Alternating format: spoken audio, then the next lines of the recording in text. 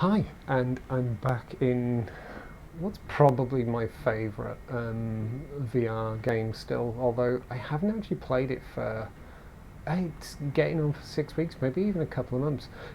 Not because I've lost interest in it or anything like that, it's just I've had so many other things I've been playing and I had so many other things happening at weekends and stuff like that that I just haven't had the time to dip in because I feel this one deserves some real attention, some real time and everything. So because I was missing it, I thought I'd dip in and have a look at look for something silly in the Steam Workshop. And I'm browsing through for the FA 26B scenarios and found this one, the unblock the Suez Canal. It's basically bombing the well, I'll let it explain. Good morning, pilot. Your objective today is something that we do rather rarely in the military, helping the economy instead of being a drain on it. Specifically, you will clear the Suez Canal by pulverizing the boat currently blocking it with the 9,000 pounds of MK-83 bombs currently strapped to your plane. Don't worry about the crew on board, they are incompetent enough to deserve this. Good luck on your mission, pilot. I'm going to ignore the bit about the crew. I feel that's quite unfair actually, but let's pretend that it's really, really, really stuck and the crew have evacuated. And it's our job to break the thing up. I've not tried this, I've not played this at all. I don't even know how and where I'm going to start. Excuse me. Oh, okay, starting in the air. It's a while since I played this as well. Autopilot disengaged. Right, okay. Autopilot disengaged. Let's just nav and speed and altitude. No, take nav off. Heading. There we go. Right, so let's try and get an idea of where we are. First things first. Let's do the important stuff.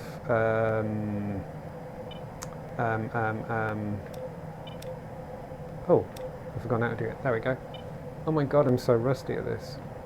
Let's just check that it looks okay. Yeah, that's all working. Let's just angle that down a bit more. Okay, that looks okay. Right, so I want my camera. No, I don't want a camera, do I? I've got targeting pod. Targeting pod. I probably don't have one on, do I? Okay. Right, let's go nav. Let's zoom out. Right, that's where my target is by the looks of things. Oh, do you know, I feel so flustered because I just don't know what I'm doing. What have we got? Okay, we've got lots of bombs. Right. Autopilot disengaged.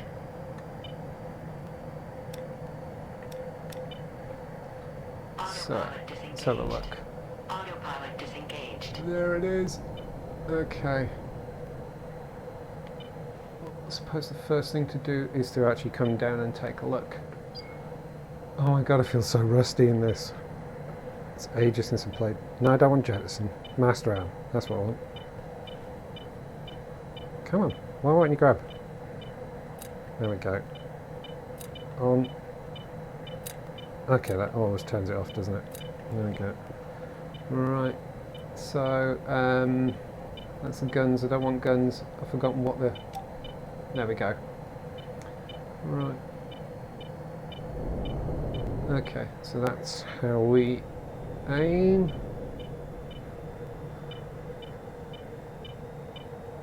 Okay, I'm just getting a feel for where everything else is. Right, I think I'm settled in. So I've never really done any bombing in this other than tutorial missions. So this could go really badly. Let's have a look. Speed 400 knots seems okay for the moment. I'm not sure what kind of height I should have or anything like that. I'm guessing it makes sense to actually come in at a good height and then nose down on the thing.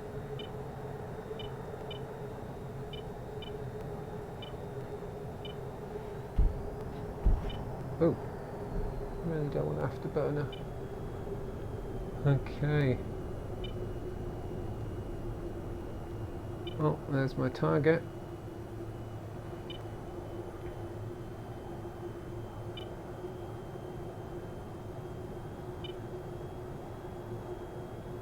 So let's kind of line up. At least nothing's going to be shooting at me. At least I hope not. Just let go of that for a second. Actually, I'm not even sure if these are guided bombs or not. I know so very little about bombs. I know so very little about military aircraft in general, really. Whoa, whoa, whoa.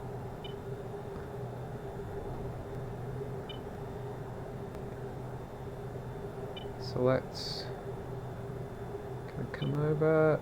Where's my... there it is. Oh, this isn't going to go well.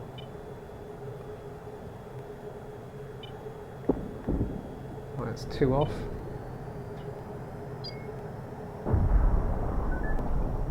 Oh! Objective clear. Well, that was easy enough. Continue. That was far too easy. I didn't think 2 bombs would do it.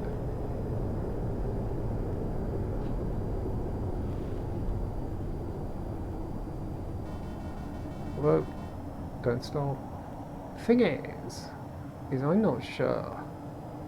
I mean, I'm no maritime expert by any means, but I don't think that's actually really cleared the canal. I think that's made a bit of a mess. Don't you think?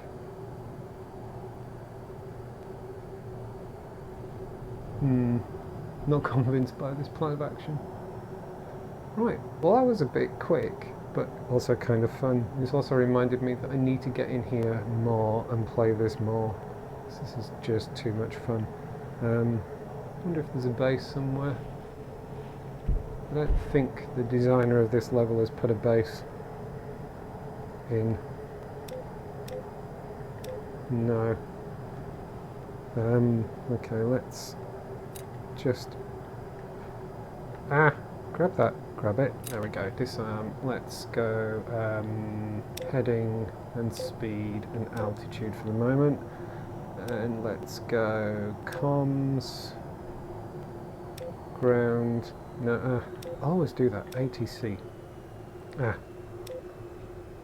Yeah, okay. There isn't anywhere to land, sadly. Okay. Autopilot disengaged. Well, I guess that's it. That's just a very quick little VTOL VR. Oh, I really like this so much. Oh, what's that down there? I can see something in the water down there. But yeah, I really like this game so much. I really need to play some more. One of the problems is, of course, I kind of got to the end of the missions in the main kind of VTOL aircraft. Altitude. There are houses. Altitude. Oh my god. Altitude. Altitude. There's been some flooding. I got to the end of the missions in the main VTOL aircraft. I can never remember the names of the aircraft and everything. Altitude. Yeah, we're fine, I know what I'm doing. And sort of screwed up the last mission, which is really quite a large, long mission. Altitude. Shush. Altitude. And I haven't really felt the urge to go back and do it again, which I really should. There are, of course, missions for aircraft like this and the other sort of very stealthy VTOL thing and everything. But I need to do a lot more practice because military flight sims have never been a massive thing for me, as I've probably said before, and so I need to do a lot of practicing of aerial combat and bombing and all that kind of stuff and everything. So yeah, maybe I should make an effort of getting back into that, maybe see if there's some tutorials. I can't remember if there's tutorials for those aircraft. So I should do those and then try and get into a couple, some of the missions for that as well. Because I just love how this feels. This is just such a great VR experience. You know, and I've been saying that about a couple of other things, like for example, Altitude. oh shush, Paper Beast, which I've been playing recently, just feels like peak VR. It feels like a thing that VR was made for, no question. But it's obviously an experience. It's not a game. I think it's not being unfair to it to say that it doesn't require skill as such. It just requires a sense of wonder and go in and just enjoy it. This obviously really is about overloading your senses. If you're in a battle, things like that, you know, like keeping a cool head and stuff like that, and mastering a complex piece of machinery, even though it's obviously a bit dumbed down and everything. But the main thing I like about this is just how immersive this feels. I really feel like I'm sat in a cockpit. I really feel like I'm flying. I can actually feel the aircraft. I can, because of the way the haptic feedback works and everything, I can get a real sense of speed, and it's kind of hard to, yeah, it's hard to explain. It's just so immersive. And I'm not playing this one enough. I really need to play this more. But I also need more flight sims as well. I really need more flight sims.